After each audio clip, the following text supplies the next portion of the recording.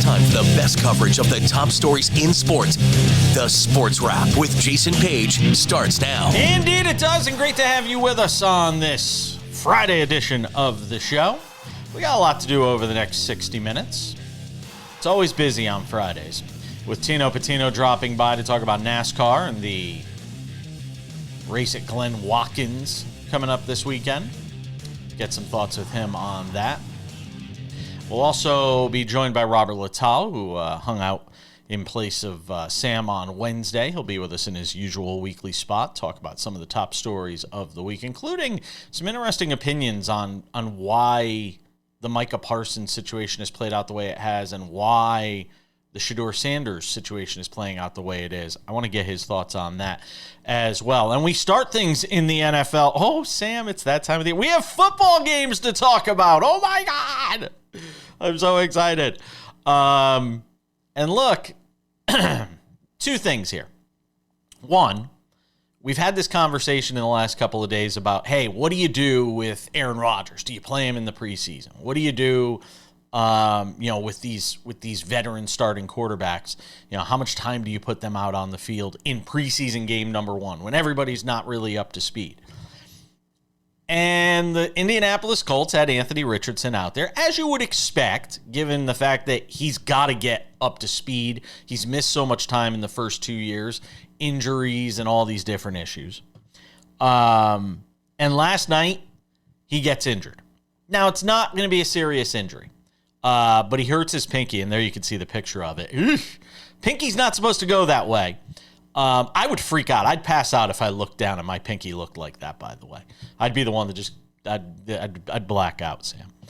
Have you ever dislocated a finger or anything like that? I'm curious. You played a lot of sports. Yes. Yeah. Multiple times. Oh, God, I can't even fathom it. No. Yeah, I got some stories that would gross you out from catching some really hard fastballs with your thumb a little bit too much. Right. That's why I thought you may have had that issue. So he injures his finger. Now he's going to be okay. The greater overall point, though, to this is how he got hurt and why he got hurt. Now the novice will watch this play and see him getting just crushed from the blind side and say, well, the offensive line, somebody missed an assignment, somebody blew an assignment.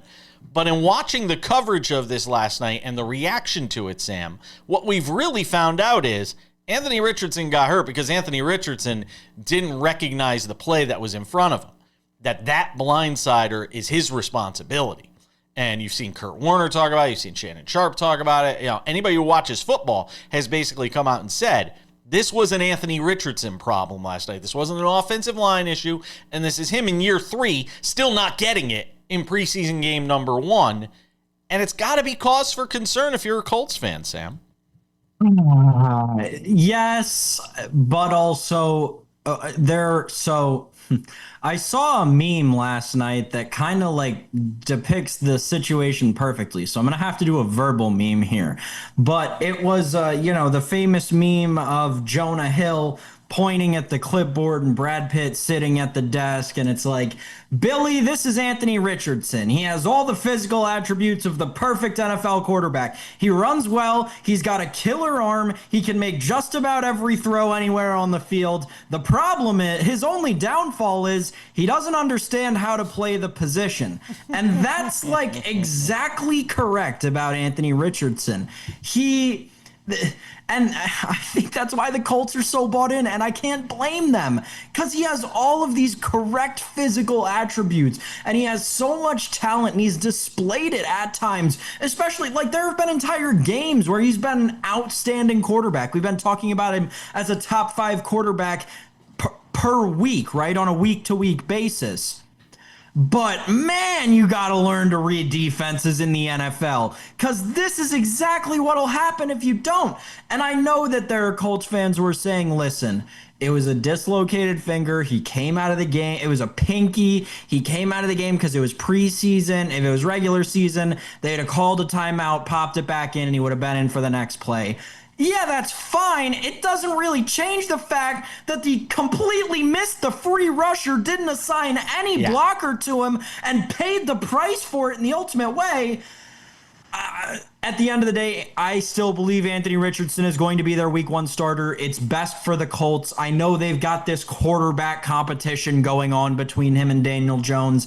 I don't buy it's a real thing. The odds makers don't buy it's a real thing. However, Richardson was minus 330 to be the Colts week 1 starter going into last night, and he's only minus 245 now, Jason. And that's just after week 1 of the preseason, Sam. I'm not, and look, Daniel Jones wasn't any great shakes last night. He was typical Daniel Jones. I think he was like 10 of 21 passing, but I'm not sold. I'm not sold on the idea that Anthony Richardson is the week 1 quarterback. One, can he stay healthy? Can he stay on the field is the first thing. And the second one is, if you're watching this and, as coaches, as a GM, if you're watching this in week 1, it's just not the right way to start your preseason. I have to think there's going to be questions. And if Daniel Jones could just be a modicum of a good starting quarterback, I think they'd have to consider starting him. So I wouldn't bet. I wouldn't bet. I wouldn't bet. Right? Richardson. It's just week 1. Do I believe down the line they could start Daniel Jones in, say, week 4? Yes. But just for week 1, listen, I think the Colts are smart enough and competent enough, not saying they're competent in general, but competent enough to keep their starting quarterback healthy through 3 weeks of the preseason instead of 4.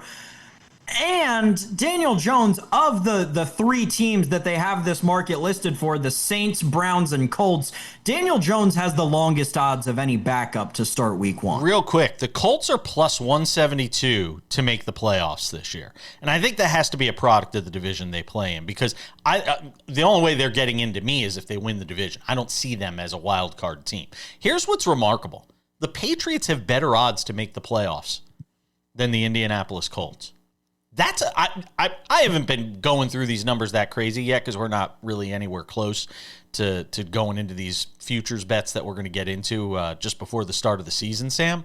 But that's shocking to me that the Patriots in that division somebody thinks they have a better chance to be a playoff team than the Colts. Yeah, it is. It's certainly interesting, Jason. I'll tell you the one that caught my eye even more. Yeah. The Cowboys are plus 186 to make the playoffs. See if I think, I call me a sucker. Call me a sucker. If the Cowboys are healthy, Cowboys are a playoff team. So to me, that run to the window. I'm not going to call you a sucker for that. Okay, I feel better. We'll talk about the Bengals next.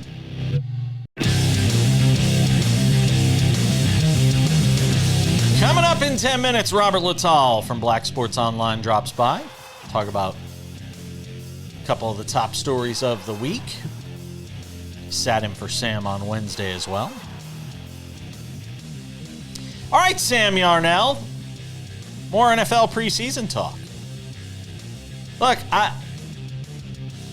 we were just having a conversation off air about the Cowboys and what that offense is capable of doing. And we were saying, you were saying in particular that you thought they could be an offense that, really puts up a lot of points, but they're going to give up a lot of points. Well, the AFC version of that could be the Cincinnati Bengals.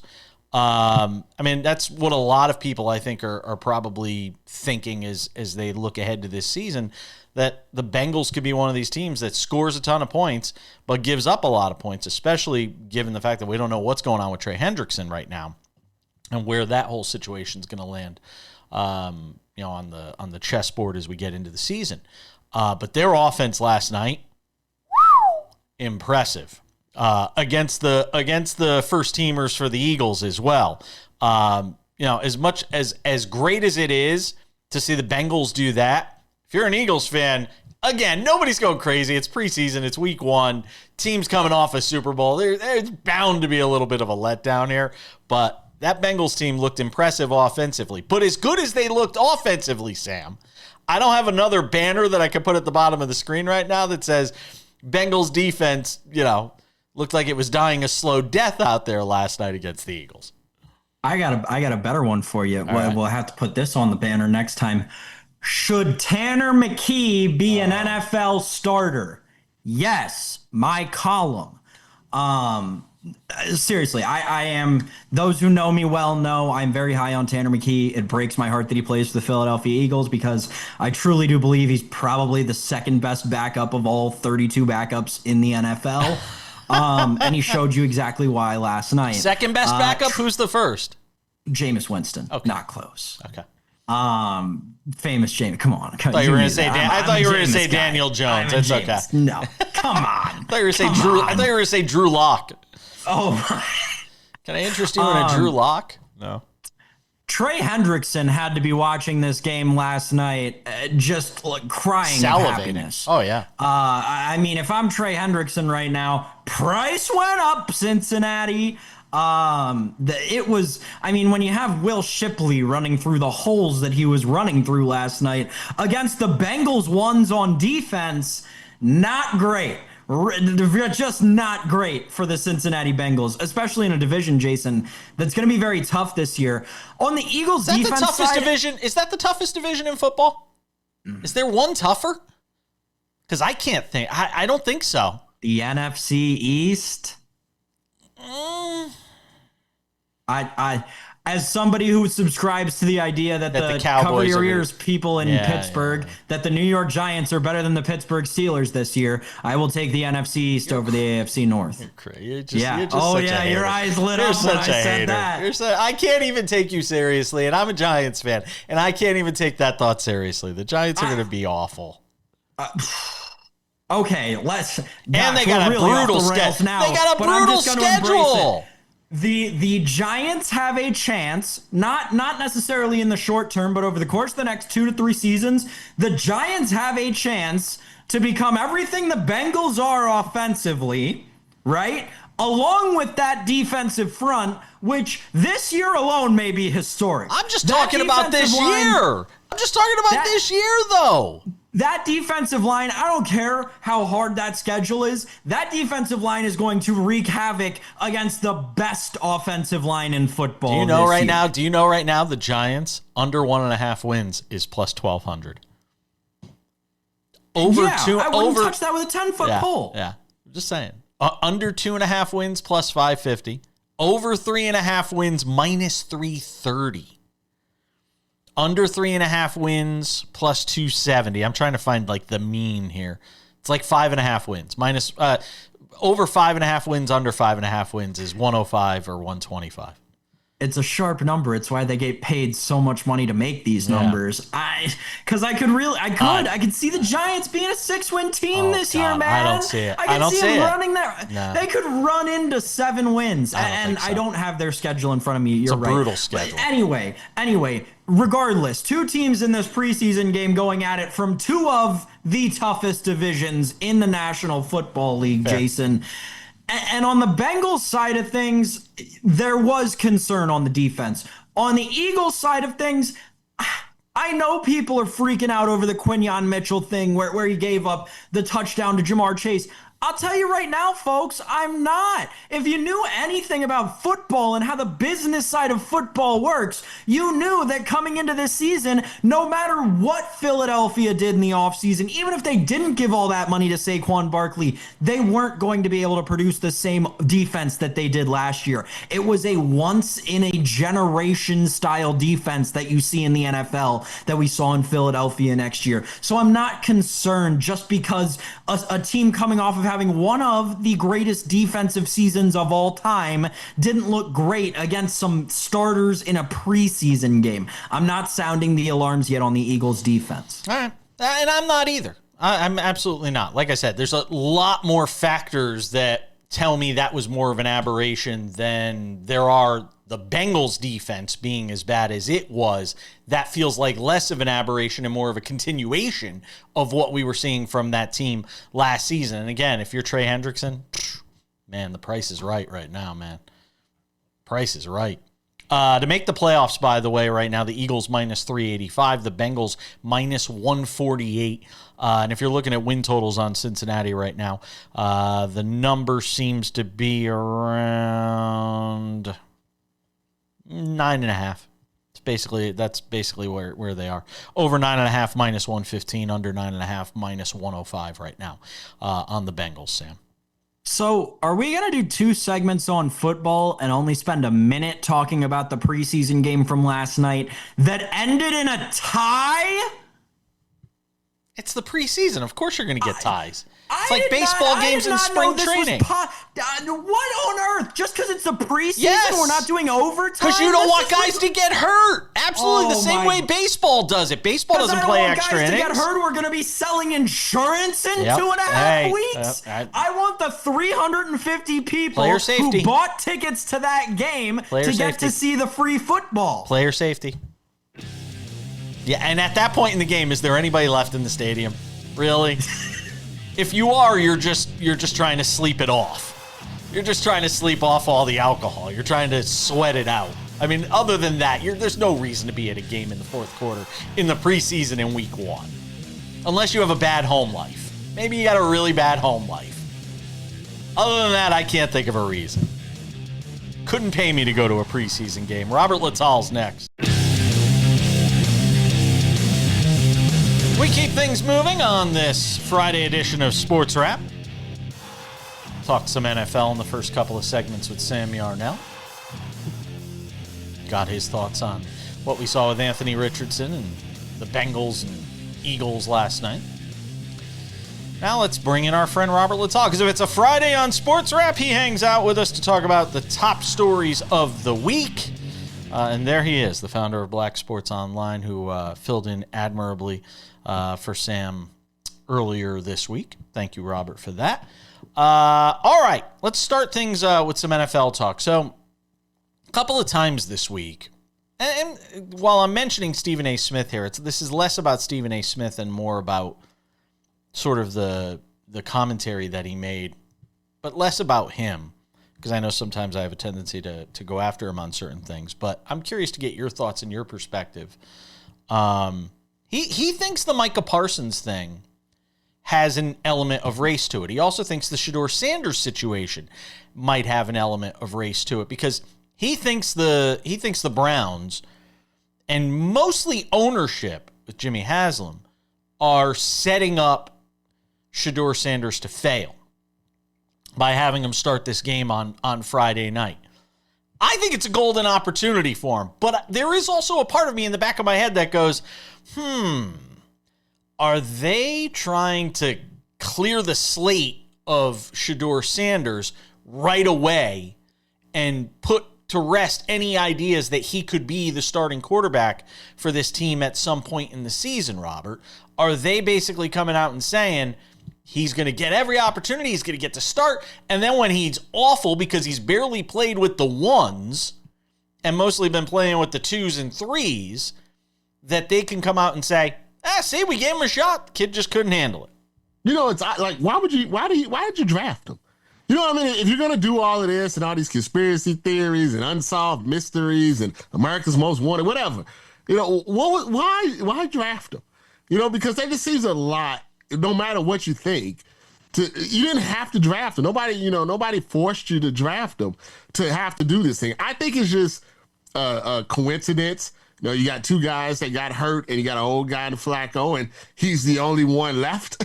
and it kind of works out, I guess, for both. Because if you Shedeur, on the flip side of that, if you go out and you ball with the 2s and the 3s or the 1s or whoever they put out there, that's just going to put more pressure on the Browns to give you more opportunities. And I guess the Browns can say, look, you know, we gave him an opportunity. We gave him chances. We wasn't trying to cheat him or anything. So it's kind of the best, I guess, of both worlds. In the end, you know, ball don't lie. If Shedeur Sanders can play in the National Football League, it's going to pop, you know, on screen. Now, unfortunately, I hope this is not just, you know, a one and done type of situation, because anybody can have a bad night or a good night. I remember Kenny Pickett was killing it in preseason, and that doesn't necessarily translate. But no, I don't believe in the grand conspiracy. I just think it was just a lot of things came together and it couldn't work in Shedeur's favor. Yeah, a confluence of events. But I'll also say this: they could spin it no matter what. Like you just said, he could play great. And they could turn around and say, yeah, but it's week 1 of the preseason. Guys aren't fully locked in yet. And he can play terrible. They could say the same thing. Or they could say, see, So I almost feel like there could be a situation, and I am a bit of a conspiracy theorist in this regard, that he may be damned if he does and damned if he doesn't. That he may not get the respect he deserves no matter what happens. Well, welcome to sports media in 2025. Yeah, that's true. but I'm curious more about how the team handles it than how we talk about it, because I want to see him get a shot. I've flipped 100. I've done a complete 180 on this story, where the way he carried himself in college and all that stuff drove me nuts. The way this whole thing broke down with the draft, and now him, being part of a 5 quarterback, room, I want to see him succeed. Yeah. I'm actually rooting for him to succeed. Plus, it would be utter chaos if, and we always root for chaos when we do this for a living. So, Micah Parsons, Stephen A. Smith also said, and I want to get your thoughts on it. Not so much about what he's saying, but the idea of that, because I'm sure he's not the only one that thinks there might be a race dynamic here when it comes to the way Jerry Jones has handled Micah Parsons, and looking at the way he's handled other black players' contracts and extensions on that team, going all the way back to Emmitt Smith, as some people will point to, and Dak Prescott, and now, and CeeDee Lamb before this, and now Micah Parsons. Is there something as a black man, is there something in this that you look at and say that, yeah, there might be something to this? Not necessarily, only because I remember he did the same. He tried to do the same thing with Tony Romo. The little come into my office, we'll figure it out together. I think the problem is Micah Parsons is the only one that's like, no, man, you got to talk to the agent.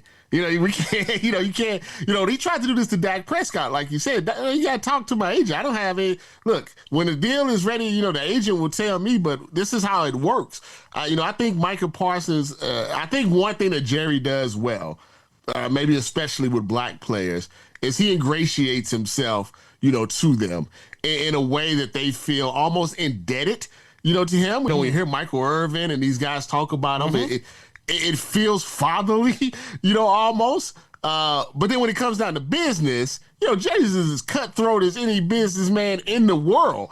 And I think it hurts their feelings because, this is Jerry, our friend. We talked and all of this stuff. And now I think that's where the racial dynamics, maybe Jerry thinks he can take advantage of these young men because they're young and they're, maybe don't know all the ins and outs of the business. I can't say that for sure, but I just think this is how Jerry operates his business pretty much with everybody. You think week 1, we're talking about Micah Parsons on the field for the Cowboys, because Mike Florio said this, and I agree with him.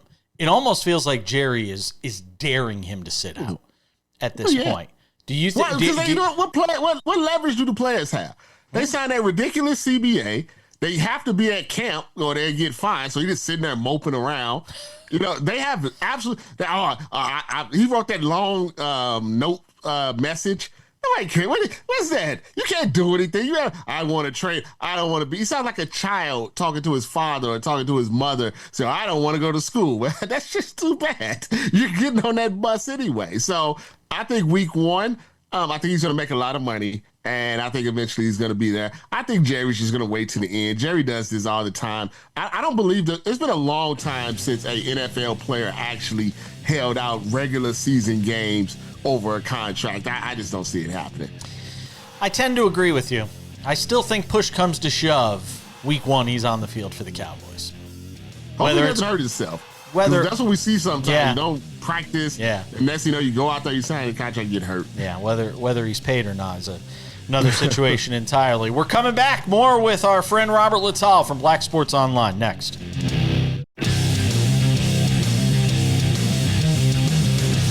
All right, we continue the conversation on this Friday edition of Sports Wrap with Robert Littal, founder of Black Sports Online. Hangs out with us every week on the show. So I want to get your thoughts, Robert Littal, on this story that kind of crossed my desk this morning, and that was Sha'Carri Richardson, the track and field superstar, finding herself in a little bit of hot water. She was arrested about a week ago at Seattle-Tacoma International Airport, and now the video has emerged of why she was arrested, which was a 4th-degree domestic assault against her boyfriend, who is also a sprinter by the name of Christian Coleman. And people could see the video for themselves and sort of what transpired here. But I'm curious because we always talk about domestic violence against women and perpetrated towards women. It's rare we see these sorts of instances, especially in athletics, where it's the female perpetrating the violence towards the male. And you've got to wonder about somebody's state of mind when you are somebody as famous as Sha'Carri Richardson, an Olympic sprinter, and you're in an airport doing this stuff. I just worry, as much as I'd want to criticize her and everything, it's more a question of what the hell's going on in this woman's mind to think she could do that in public and it wasn't going to be picked up somewhere. Yeah, well, the statistics say 1 in 9 men are being domestically abused, and it's probably higher than that because that's only what's being reported. Oftentimes when this does happen to men, we don't report it. Christian Coleman is basically lied for her, decided not to press charges, went to the track and field and talked lovingly about her and said she was going through emotional, things, which is no justification for putting your hands on anyone. Like we always say, it's a double standard because if you flip that video around and he's pushing her and throwing stuff at her, that's it for him. He's done. There is no more track and field, regardless of what, charges or not charges would be, pressed, so, and, they're about the same size. It's not like, she's diminutive and he's a super offensive lineman. So it's a bit scary because, like you said, I think the part that worried me is if you're doing that in public, what are you doing in private? And that's a scary part. And, I do praise him for just not doing anything. Sure. Because it's a no-win situation, for the man in that particular situation. No, it certainly isn't. And hopefully everything works out between the two of them. But when you see things like that, it certainly makes you cringe a little bit. A self-described cryptocurrency enthusiast, Robert Littal, that is who is responsible or at least in part, for the sex toy stunts that have disrupted at least 3 WNBA games in the past 10 days. Now, there's a guy who is speaking anonymously on a video conference, said the stunts were meant to market a crypto coin that his online community created. The WNBA and all its controversy, he said, made them a logical target. I don't even know where to go.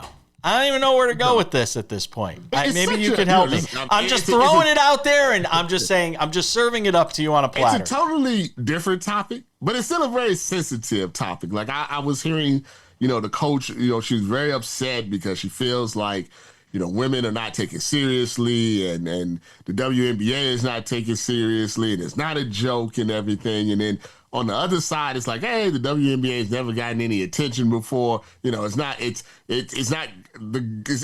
childish and it's juvenile, but they are in the news every single day. This tells you that people care about their product. I mean, I don't know what to go. I mean, it's silly. Kelsey Plum kicked that thing about 15 yards. But we see this stuff happen in sports. Somebody tried to compare it to somebody throwing banana peels at the soccer players. And I'm like, I don't think it's the same, thing. But I don't know how you stop it. I don't know what you do. I mean, I know they implemented a no bag policy, but and it didn't matter. They were still, and people were still throwing them. Yeah. Oh no. You don't need a bag. Oh, stop! Don't just. Don't need a bag, for people. You can use your imaginations. I apologize for any children that are watching. If you're a child and you're watching this show, I oh Lord, oh please turn it off. I don't know what to tell you. Delbert Carver, the 23-year-old from Georgia, was arrested on August 1st. He faces counts of disorderly conduct, public indecency, indecent exposure. I don't know how, and criminal trespass. According to law enforcement records. Hopefully this is the end of this, though, that they got it out of their system.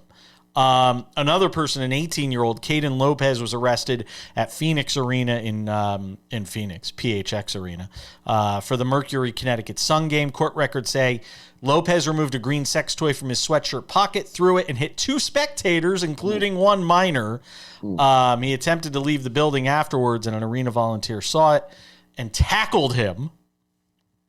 I'm sorry, I should laugh. I know, but it's like, this is how crazy this thing has gotten right now. And all you need is for one of these things to hit somebody the wrong way, and you could. Again, these are pretty substantially heavy, thick. Especially the brown I don't ones. even want to say thick. Especially the brown ones. Oh, stop it! Come on. We gotta go. I'm out of time. I think I've got to somehow get through the next 35 seconds of this without the FCC pulling a license or something like that. Robert Littal, founder of Black Sports Online. Yeah. I want to be a comedian in my other life. I'm sorry. Please forgive me. Yeah. Just keep the sex toys off the court. I don't want to talk about this anymore. Don't hit me, Mike. Don't stop throwing the stuff for real. Let everybody play. Caitlin Clark, please come back. Yes, please, Caitlin Clark. We need our president. We're talking Caitlin about Clark. this. We're coming. Yeah, tell him, the president, Caitlin Clark, needs to tell him to stop doing this. Welcome back to this Friday edition of the show. Odds and Ends wraps it up in 10 minutes. But now, let's talk some NASCAR. Because if it's a Friday, it's a NASCAR Friday. And Tino Pattigno is here.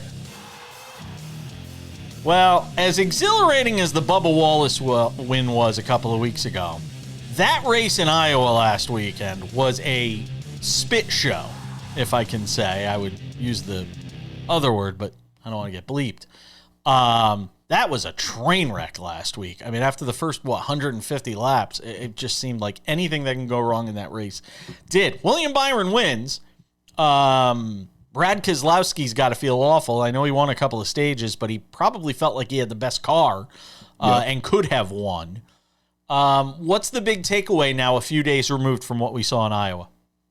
Is that the playoffs are approaching very fast. And although that Brad Keselowski, like you said, should have felt great about their performance, getting stage wins, it's been a minute since he was able to do that, bringing fast cars with not only himself, but Ryan Preece as well, being in the top 5 there at the end.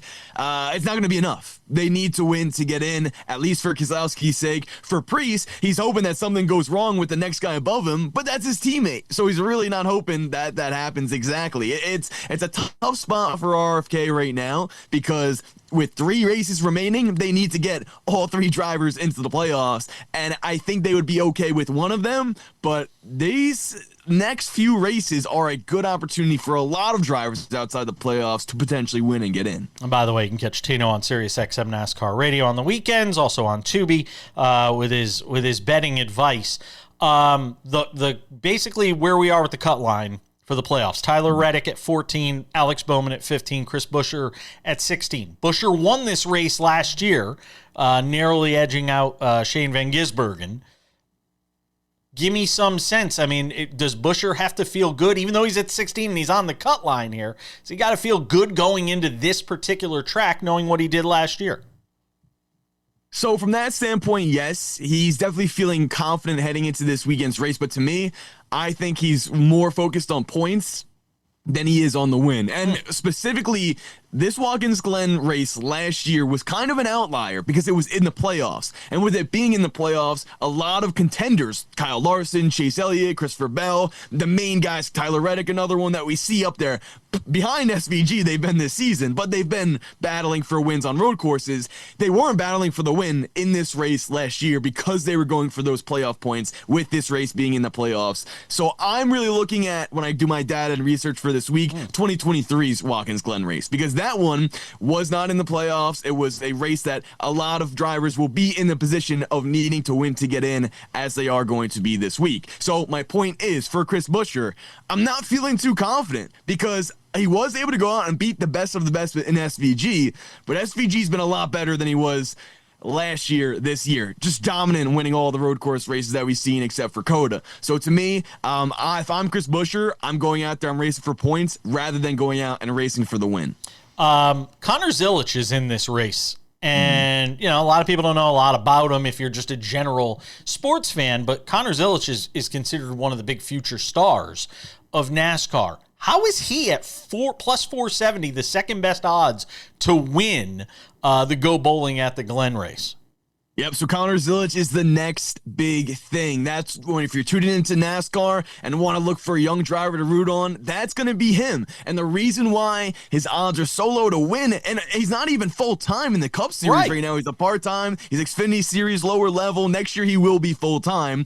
But my point is, with Connor Zilisch, he grew up racing road courses. A lot of drivers grew up racing short tracks or dirt tracks. Connor Zilisch, this is his bread and butter right now. And who's his teammate heading into this weekend's race?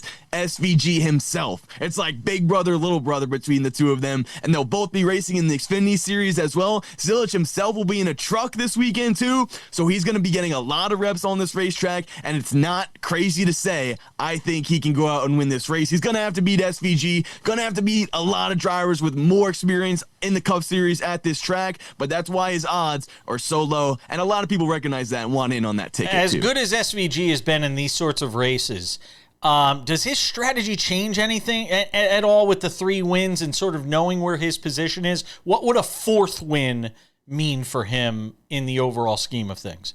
A 4th win would be huge, because now you're looking at, with him already having 3 wins and having that amount of playoff points that come with it, you're looking at him surpassing the first round, potentially, with him where he's at in the playoff standings right now. If you get 4 wins, you can really take a look at him being in the round of 8. If he's in that round, you win the Roval, a road course in the playoffs, you can potentially be in the championship 4. And that's something that would be just the perfect it would make my head explode. It would make my head explode. People like me, it would make my head explode. Absolutely. All right. Exactly. But that's what he's there to do, so it could be possible. We got a minute and a half left. And just real quick here, I need you to give me some thoughts on, with Reddick, Bowman, Buescher, Preece on the outside of the bubble, Kyle Busch. Give me some thoughts here real quick on who you like this week and how this thing stacks up. Yep, so I'd be surprised if it wasn't SVG all the way, but if some drivers can pull off strategy, pull off an upset, and get into victory lane, the ones I'm thinking about are Michael McDowell, road course driver, AJ Allmendinger as well, has won here before, Ty Gibbs, Kyle Busch, these type of drivers where we're seeing them value-wise, plus 1,400 and up. Kyle Busch himself is plus 1,800 to win this weekend's race. Ty Gibbs has been very fast on the road courses, and he's been battling up against SVG at times. We saw that at Mexico, but he just wasn't able to hang on late in the going there. To me, I'm having my eyes on these type of drivers who are road course specialists, if you will, have the experience, and could potentially get the win and lock themselves into the NASCAR playoffs. It's gonna be a battle for them to they have to be perfect. If you want to beat SVG, you have to be perfect, because we can talk about strategy and things like that, but the last road course race we saw with SVG, he was able to flip the stages and still win the stage, which is something that rarely ever has been done before. Denny Hamlin, the only driver this year with 4 wins. Shane Van Gisbergen could join him with a 4th win this weekend. Tino Pattigno, SiriusXM NASCAR Radio and Tubi. Thank you, my friend. Thank you.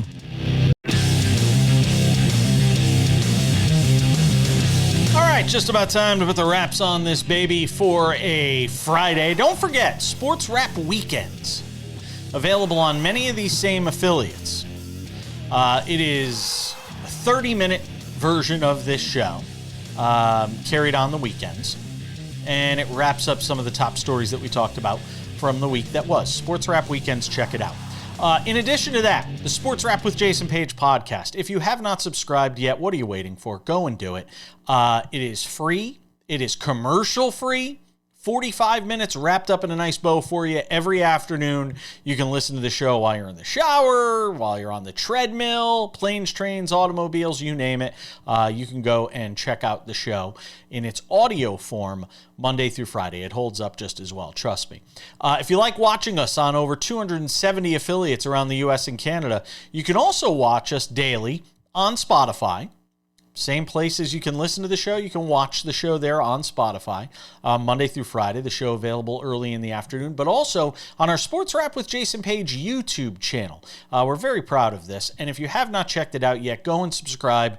We've got the show up there early every afternoon. You could usually find it there before it actually appears in your market on television. Not to say we don't love you watching it on television, but if you need another way, the Sports Wrap with Jason Page YouTube channel is the way to do that. You can also catch Sports Wrap shorts there because news is always breaking and we're not always on the air to bring it to you on television. So if there is big news, head over to the Sports Wrap with Jason Page YouTube channel and you might see it covered there as well. And without any further delay, ladies and gentlemen, time for some odds and ends. Odds and ends from the world of tennis, and congratulations to Victoria Mboko. You don't know who she is? You do now. She's 18 years old, and she won basically her hometown tournament in Montreal on Thursday night, defeating Naomi Osaka, formerly one of the best players in the world, beating Naomi Osaka. Look at the fans going absolutely nuts. With her trying to win her first tournament. She won $750,000 for taking this tournament, by the way. That's more than tripling her career earnings to this point. Now, she's only 18 years old, so obviously you're not going to have a ton of career earnings at the age of 18. But Victoria Mboko, a name to remember as she wins, defeating Naomi Osaka again in Montreal. Here's the winning moment. When she gets the last point of that match and moves on and wins this tournament. And who knows? U.S. Open right around the corner. It'll certainly be a name to keep an eye on. Great moment, though, seeing her win in her home country. Congratulations to Victoria Mboko. Congratulations also going out to Ben Shelton. How about this? Ben Shelton, your winner in Toronto. His first ATP 1000 event that he's won. A huge moment for this rising star in American tennis. Ben Shelton, who's obviously run into some buzzsaws when you get to the majors and has had trouble against the very best in the world, the Sinners and the Alcarazes and the Djokovic's. But Ben Shelton, a huge moment for him last night. He beats Karen Khachanov. In Toronto last night. So congratulations to Ben Shelton. And always happy we can get a little bit of tennis on the show. One more thing before we go. His numbers from a win-loss standpoint are not massive this year. But pay close attention to what Paul Skeens continues to do on a start-in, start-out basis. He gave up 7 hits last night.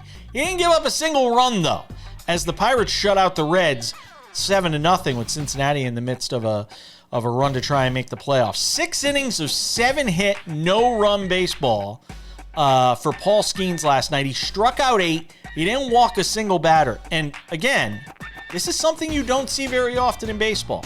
Paul Skeens' ERA right now is under 2. I mean, if he's not a lock right now for the Cy Young Award, I don't know who is.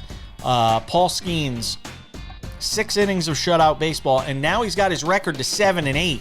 It kind of feels reminiscent of the year Felix Hernandez won the Cy Young Award, despite the fact that he didn't have a lot of wins, the team wasn't very good, and the voters still had to give it to him because he's just so damn good that they had to give it to Felix Hernandez. It feels like that kind of thing here with Paul Skeens right now. He is only minus 280, and Zach Wheeler is plus 190. And it makes me wonder if wins could be a factor in this. You know, that if Zach Wheeler piles up enough wins, that there's going to be some voters out there that make it tough on Paul Skeens. If I'm a betting man right now, and I am, I'm probably betting on Paul Skeens still right now to be your Cy Young Award winner. The fact that he's doing it, and there is something to be said for being on a winning team, but there's also something to be said for being on a losing team. And still being able to go out there, start in and start out and do what Paul Skeens does. Because there's got to be a day where you walk out there and say, we're probably not going to win this start. We're probably not going to win this game. I'm playing on a team that, you know, is playing in front of 13,000 fans if they're lucky at PNC Park. I mean, to me, there's an argument to be made the other way that Paul Skeens deserves just as much love for doing what he's doing on a losing team as Zach Wheeler is to be doing it on a winning team. And that's going to wrap it up for us on this Friday edition of the show. Don't forget, Sports Wrap weekends on this affiliate, or check your local listings for time and schedule. Thank you to Sam Yarnell. Thank you to Tino Pattigno, and thank you to Robert Littal. And thanks to you for watching, not just today, but every day. We appreciate you. I'm Jason Page. We'll catch you back here next week or over the weekend for Sports Wrap Weekends. Have a good one.